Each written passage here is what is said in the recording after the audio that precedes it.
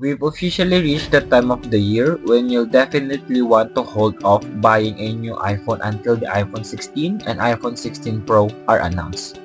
We're likely just a couple of weeks away from the big Apple September event where all the new iPhone models will be revealed, and they might have the type of upgrades that matter to you.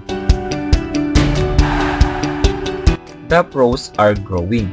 Apple is really thinking big this year as there have been multiple rumors that Apple is supersizing the iPhone 16 Pro phones. The regular iPhone 16 Pro is tipped to be growing from 6.1 inches to 6.3 inches, making it more of a mid-size phone.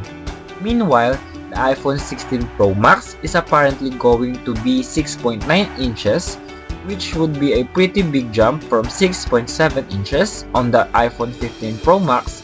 By comparison, the Galaxy S24 Ultra and Google Pixel Pro XL are both 6.8 inches. So the new iPhone 16 Pro Max would be the largest flagship in the US that's not foldable. While we're talking about the design, I have some news about the iPhone 16 Pro colors. Apple is reportedly ditching the blue titanium model for a new desert titanium color.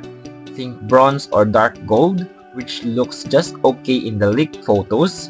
Desert titanium would join the returning black, gray, and white options. While all iPhone 16 models are set to get Apple's new A18 chip, we're still likely to see a split between the regular and Pro phones. I'm expecting the iPhone 16 Pro and Pro Max to get an A18 Pro chip with more GPU cores. But the biggest processing upgrade will likely come with the neural engine, which is tipped for significantly more cores and should provide a more powerful AI and machine learning performance. So, what will you be able to actually do with all that power? Think of things that we've been seeing teased with Apple Intelligence alongside iOS 18, like creating images on fly with Image Playground, getting transcripts of phone calls and voice notes, and help writing. As exciting as that all sounds, I think Apple will need to show at least some Apple Intelligence features that are exclusive to the new iPhone 16 Pros. Probably the biggest design change we've heard about is the addition of all-new capture button on the iPhone 16 Pro and iPhone 16 Pro Max. I'll admit, we have heard conflicting rumors about this one, but it's clear to me from seeing dummy models and early case samples that Apple is adding a so-called capture button this year. According to Bloomberg's Mark Gurman, this dedicated camera button would work just like a real camera shutter. If you press halfway down on the button, you'll engage autofocus, and if you press all the way, you'll snap a photo. This would mean that your action button could be assigned to something else, or a shortcut, while you have dedicated way to take photos and video quickly. But that's not all. Apparently, swiping your fingers over the capture button would zoom you in and out while you're shooting photos and videos. Now, it makes a lot of sense for this button to be exclusive on the iPhone 16 Pro and Pro Max, kind like the action button was this year. But some rumors say it would end up on the iPhone 16 and iPhone 16 Plus 2. Guess we'll just have to see.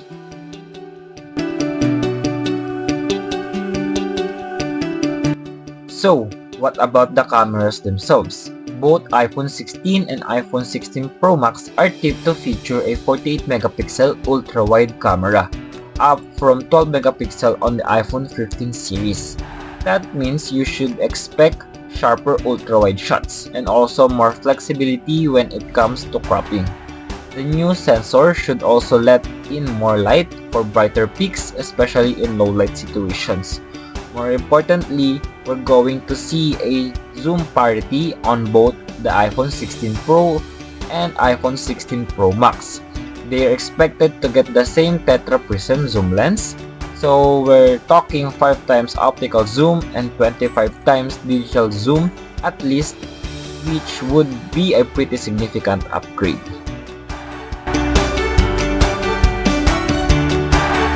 Apple is tipped to use a stock battery technology on the iPhone 16 Pro and iPhone 16 Pro Max for the first time, which would likely allow for more capacity.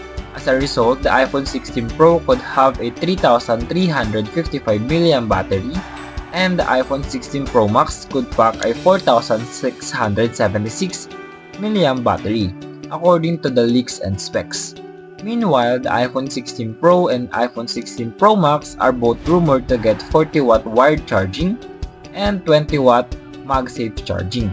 That would be a nice and a very overdue upgrade from 27-watt wired and 15-watt wireless charging. Honestly, even if the battery life doesn't last longer, but we get a fast charging, I think that'd be an upgrade a lot of people have been waiting for.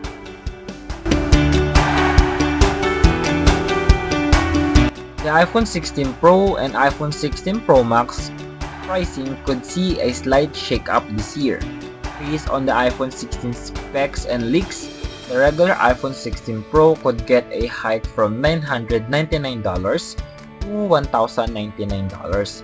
But the base storage would go from 128GB to 256GB, which would be the same level as the iPhone 15 Pro Max. Meanwhile, the iPhone 16 Pro Max would start at $1,199, just like last year. That would be good for Apple to hold the line there, as the Samsung S24 Ultra starts at $1,299.